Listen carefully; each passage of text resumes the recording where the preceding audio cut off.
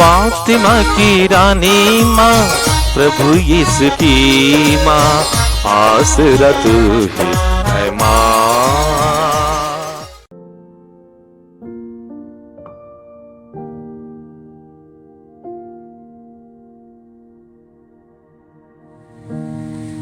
पहला पाठ नबी इसायास का ग्रंथ, अध्याय 41, पद संख्याएं 13 से 20 तक। मैं तुम्हारा प्रभु ईश्वर हूँ। मैं तुम्हारा दाहिना हाथ पकड़कर तुमसे कहता हूँ, मत डरो, देखो मैं तुम्हारी सहायता करूँगा।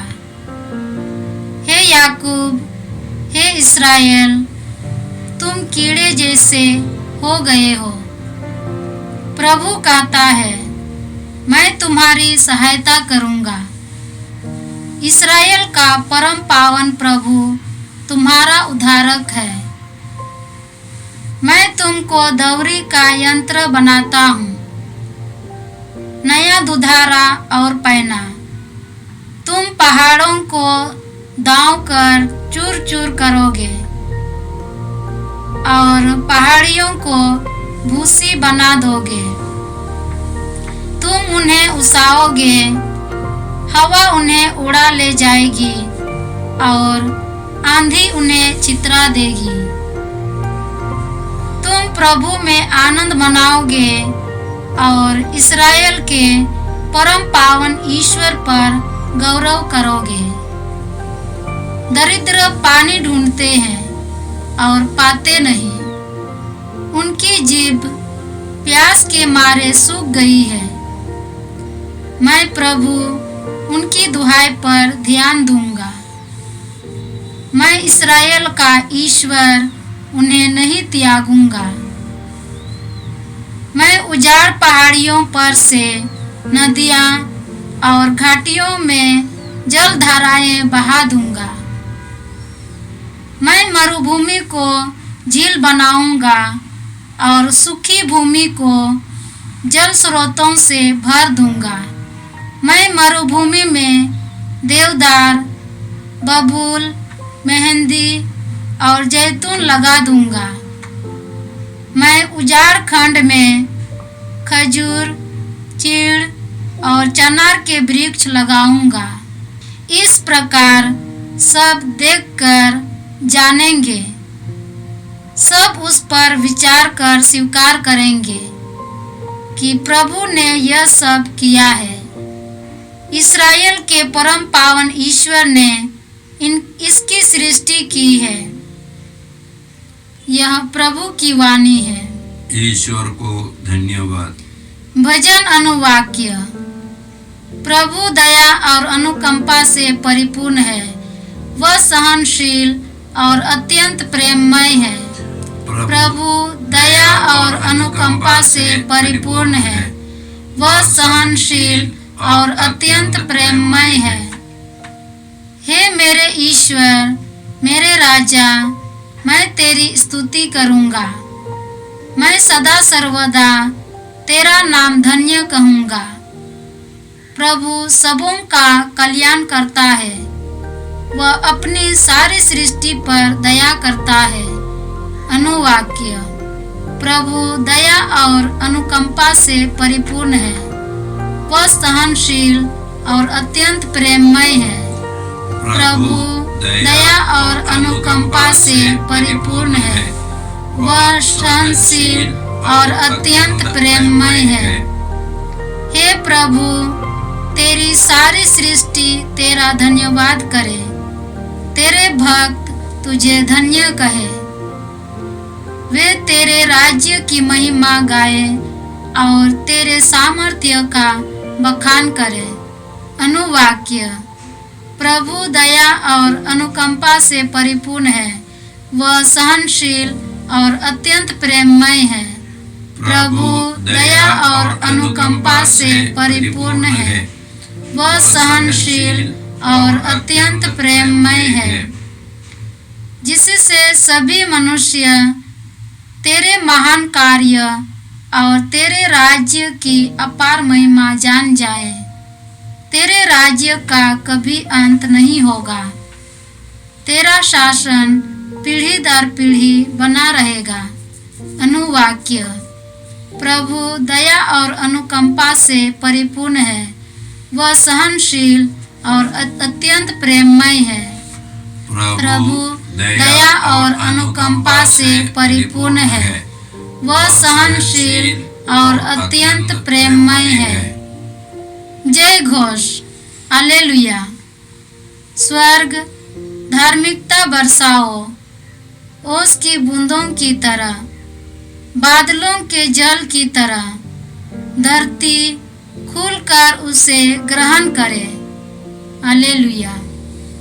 प्रभु आप लोगों के साथ हो और आपकी आत्मा के साथ। संतमती के अनुसार प्रभु यीशु ख्रिस्त का पवित्र सुसमाचार।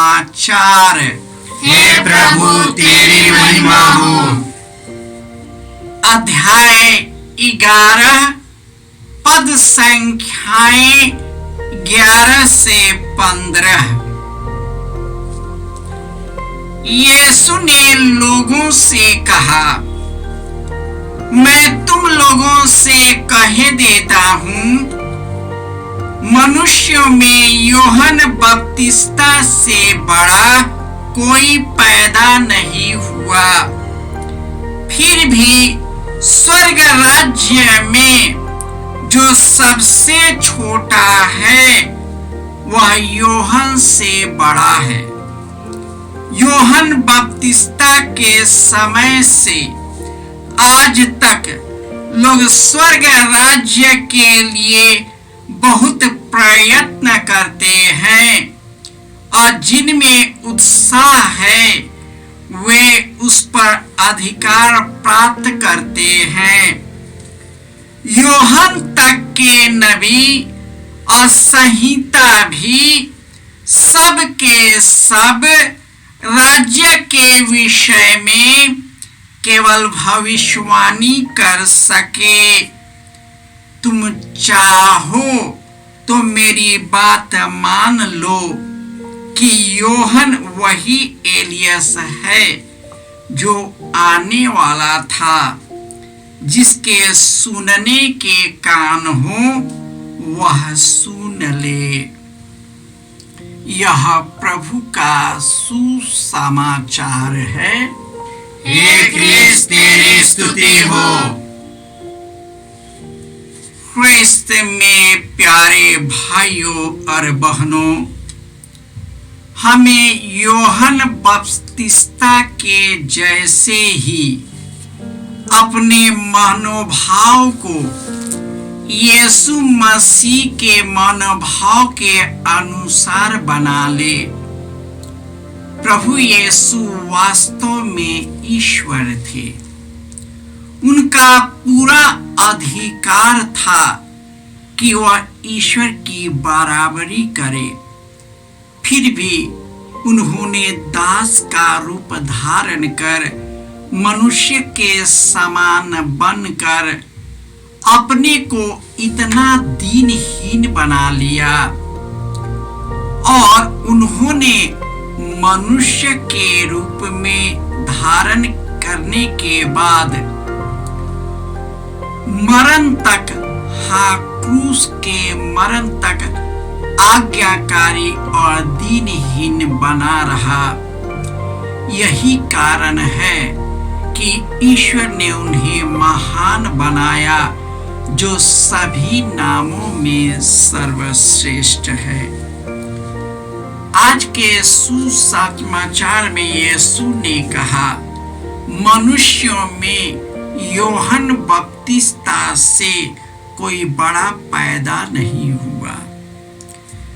फिर भी जो स्वर्ग राज्य में जो सबसे छोटा है वह यूहन्ना से भी बड़ा है। यीशु ने अपने को इतना छोटा और इतना दीनहीन बना लिया कि ईश्वर ने उसे स्वर्ग और पृथ्वी पर सब लोगों में उसे वह नाम प्रदान किया जो सभी नामों में सर्वश्रेष्ठ है। यूहन्ना बपतिस्ता से लेकर आज तक लोग स्वर्ग राज्य के लिए प्रयत्न करते हैं, और जिनमें उत्साह है वे उस पर अधिकार प्राप्त करते हैं। यूहन्ना बपतिस्ता पूरे उत्साह और उमंग में निर्जन प्रदेश में रहते थे।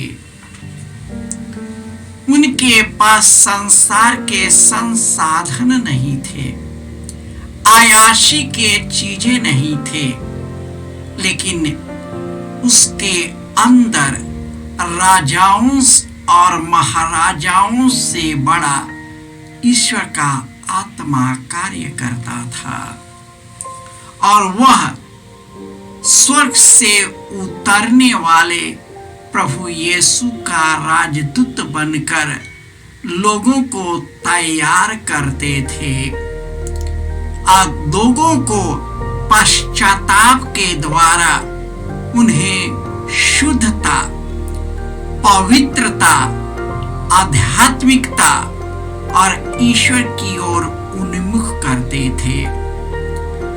और जब प्रभु यीशु स्वर्ग से उतरकर हमारे बीच शरीर बन गए, वह सब लोगों में महान है, सब नामों में महान है, क्योंकि वह मरण तक, हाँ क्रूस के मरण तक वह आज्ञाकारी बना रहा।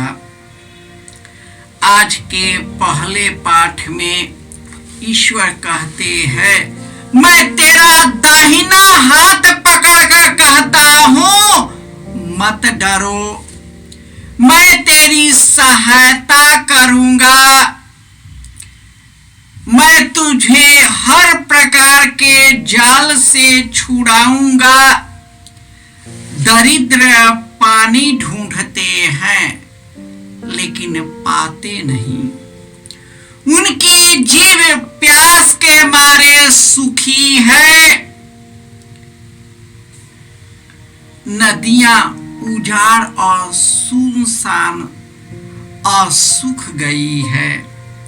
ईश्वर कहते हैं, मैं उसमें अपने जल धारा बहाऊंगा, मैं तेरे मरुस्थल रूपी जीवन में खुशी की नदियां बहाऊंगा, मैं तुझे जल स्रोत से भर दूंगा। वह जल स्रोत पवित्र आत्मा निरंतर हमारे अंदर बहता है, जो अनंत जीवन की ओर उन्मुख करता है। वह हमें हर प्रकार की बुराइयों से बचाता है और हमें दुख दर्द में शक्ति प्रदान करता है। हम मृत्यु से नहीं डरते, क्योंकि यह तो पार्थिव शरीर मर जाएगा, लेकिन जब यह पार्थिव शरीर आध्यात्मिक शरीर में परिवर्तित होगा तो हम नहीं मरेंगे। हमारे पवित्र और निष्कलंक और सेवा के कार्य के द्वारा हमारे जीवन का परीक्षण होगा। हमारी जीवन इस बात पर निर्भर करता है कि क्या मैं ईश्वर की दया की ओर उन्मुख होता हूँ, क्या मैं अपने इस सांसारिक जीवन जिसे पाने के लिए निरंतर हम दुखी रहते हैं और वह कभी हमें दिलासा नहीं देता, क्या मैं अनंत ईश्वर की ओर जाता हूँ? हम पानी के लिए पानी ढूंढते हैं लेकिन मिलता नहीं, क्योंकि हमारा जीवन सूखा है, हमारा आत्मा सूखा है, हमारा मन सूखा है, हमारे चेहरे पर उदासी है, चेहरे पर चिंता है, हमारे शरीर की जो आनंद और खुशी है वह ले बीतता है। हम कृत्रिम जीवन जीने के लिए मजबूर हो जाते हैं। सब चीज तो मिलता है, फिर भी जीवन सूखा है, क्योंकि हम ईश्वर के बिना, यीशु के बिना हम उसे प्राप्त नहीं कर सकते हैं। क्योंकि जो ईश्वर को प्यार करते हैं और उसके विधान के अनुसार बुलाए गए हैं, उनके कल्याण के सभी बातों में वह हमारी रक्षा करता है। ईश्वर चाहता है कि सबों का कल्याण हो। यही कारण है कि यदि हम पापी अपना पुराना पापमय जीवन त्याग कर ईश्वर की आज्ञाओं और धार्मिकता के मार्ग पर चलने लगते हैं, हम अवश्य जीवित रहेंगे, हम नहीं मरेंगे, हमारे सब पाप भुला दिए जाएंगे, हम अपनी धार्मिकता के कारण जीवित रहेंगे और फिर कभी नहीं मरेंगे। हे प्रभु यीशु, तूने क्या कहा है?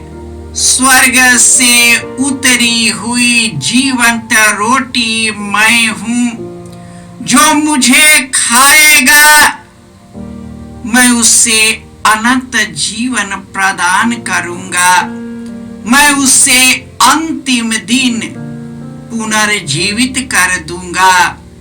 हे प्रभु यीशु, हम इस आगमन काल में तेरे आने की प्रतीक्षा करते हैं। हे प्रभु, पवित्र आत्मा की शक्ति प्रदान करे ताकि हम अपने दुख, बुराई और पापों पर विजय प्राप्त करें और तुझी से जुड़कर इस जीवन को आनंदमय जीवन बना सके। जय यीशु।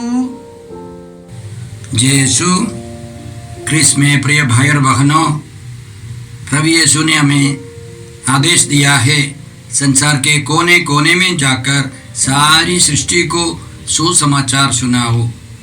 सुसमाचार सुनने के लिए और सुनाने के लिए एक अच्छा मौका है।